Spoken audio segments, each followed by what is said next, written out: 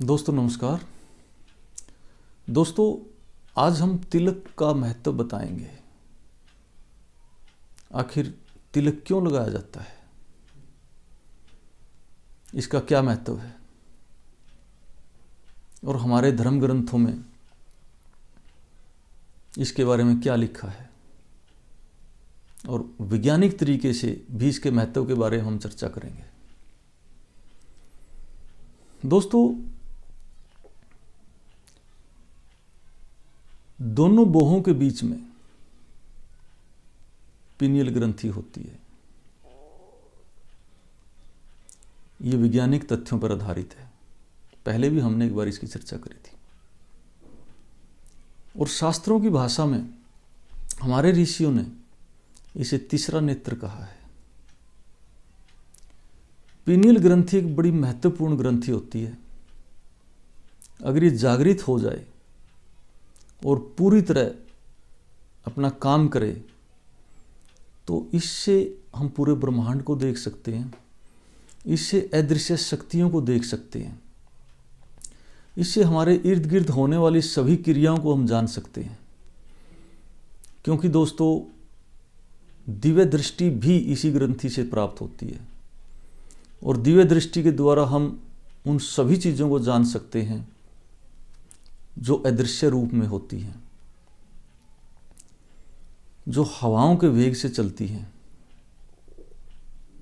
और परमात्मा ने ये जानबूझकर बना रखा है कि अगर हम सब कुछ देख लें, सब कुछ पता चल जाए, अदृश्य विज्ञान के बारे में हम जान लें, तो हम सहन नहीं कर पाएंगे। क्योंकि भूत प्रेत जिन जो शब्द बने हैं ये बिल्कुल सच्चे हैं, सब कुछ सत्य पर आधारित है। लेकिन ये कुछ विशेष क्रियाओं के द्वारा जाने जा सकते हैं और देखे जा सकते हैं। और परमात्मा ने जानबूझकर ये विज्ञान रच रखा है। दिव्य दृष्टि अगर मिल जाए या तीसरा नेत्र अगर खुल जाए तो घूमती हुई पृथ्वी को देख सकते हैं हम। कौन कह सकता पृथ्वी घूम रही है? और कैसे आइडिया लगाएं कि अंडाकार है? अंडाकार है तो हम कैसे अटके हुए हैं? हम किस तरह से पृथ्वी पर टिके हुए हैं? पृथ्वी घूम रही है और अंडाकार है, बिल्कुल सत्य है। और हम सब गुरुत्वाकर्षण शक्ति में बंधे पड़े हैं। और दोस्तों जिसका तीसरा नेत्र खुल जाए, दिव्य दृष्टि मिल जाए जिसको, वो ये सब देख सकता है। लेकिन हम अगर देख पाए तो उन क्रियाओं को हम सहन नहीं कर पाएंगे, हम डर जाएंगे, हम भय से ही मर जाएंगे। इसलिए परमात्मा ने सृष्टि का निर्माण बड़े सोच समझकर, बड़े विधान से किया है, ताकि इंसान जिए और उसको किसी तरह का डर ना हो। हमारा दिल फट जाएगा, हमारी गतिविधियां रुक जाएंगी अगर हम पूरे ब्रह्मांड का सीन देख पाए तो। इसलिए परमात्मा ने कुछ चीज़ों को अदृश्य रूप में बना दिया और कुछ विशेष ग्रंथियों के अधीन कर दिया कि अगर कोई चाहेगा तो गहरे तप से इनको देख भी सकता है।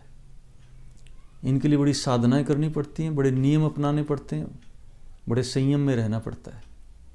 हम बहस कर लेते हैं कि मैं नहीं मानता। मानने से पहले आप प्रैक्टिकल उन क्रियाओं को करिए, आप जरूर मान जाओगे। क्योंकि बैठे बैठाए कुछ नहीं मिलता, हर फील्ड में कर्म करना पड़ता है। हमें पेट भरने के लिए भी मेहनत करनी पड़ती है। वैज्ञानिकों को वैज्ञानिक बनने के लिए कितनी मेहनत करनी पड़ती है। संतों को साधना में साधना की प्राप्ति कैसे होती है, साधना के बाद साधनों की प्राप्ति कैसे होती है, उनके लिए बड़ा तप करना पड़ता है। तो दोस्तों हर कार्य की एक विधि है, लक्ष्य को प्राप्त करने की हर क्षेत्र की एक विधि है, हमें उससे गुजरना पड़ता है। इसलिए दोस्तों तिलक लगाने से पिनियल ग्रंथि एक्टिवेट रहे और वो लगातार कार्यरत रहे। इसलिए माथे के बीच में, बाहों के बीच में तिलक लगाने का विधान बताया गया है कि अगर रेगुलर इस क्रिया को करते रहेंगे तो निश्चित रूप से हमारी वो ग्रंथि एक्टिवेट रहेगी और उस ग्रंथि के एक्टिवेट रहने से हमें एक्स्ट्रा ज्ञान की प्राप्ति होती है, एक्स्ट्रा गतिविधियों की हमें ज्ञान हो जाता है और हमारी सोचने समझने की ताकत वो बढ़ जाती है। इसलिए हमारे शास्त्रों में कुछ भी मिथ्या नहीं है, कोई अंधविश्वास नहीं है, पूरा का पूरा विज्ञान है। और इस विज्ञान को सिद्ध करने के लिए हमें कुछ कठोर नियम से गुजरना पड़ता है, लेकिन लक्ष्यों की प्राप्ति निश्चित है। लक्ष्यों की प्राप्ति के लिए हर फील्ड में बहुत ज़्यादा मेहनत करनी पड़ती है और तभी हमें प्राप्ति होती है, चाहे वो साधना हो, चाहे हमारे बिजनेस का मामला हो, चाहे पढ़ने से संबंधित मामला हो, चाहे हमारे रोजगार का मामला हो।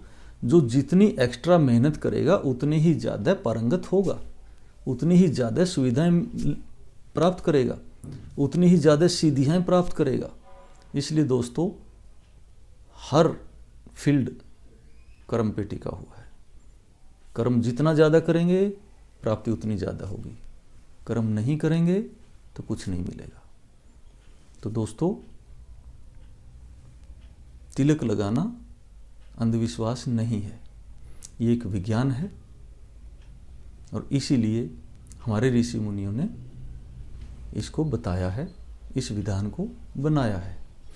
आज हम यहीं पे समाप्त करते हैं हमारी चर्चा को और आगे भी हम वैज्ञानिक तरीके से तथ्यों को आपके सामने लेकर आते रहेंगे। जय हिंद।